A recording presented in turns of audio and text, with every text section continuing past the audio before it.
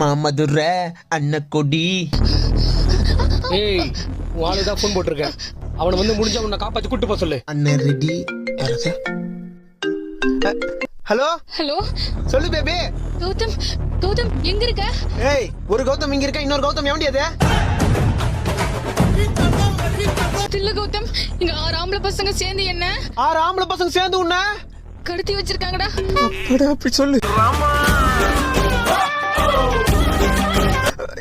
எங்கடி? ஏய் நீ லவ் பண்ற பொண்ண கண்ணம்மாப்பேட்டை சுடுகாட பக்கத்துல. நான் போஸ்டிங்களா? அதுக்கு பேக் சைடுல கடத்தி வச்சிருக்கோம்.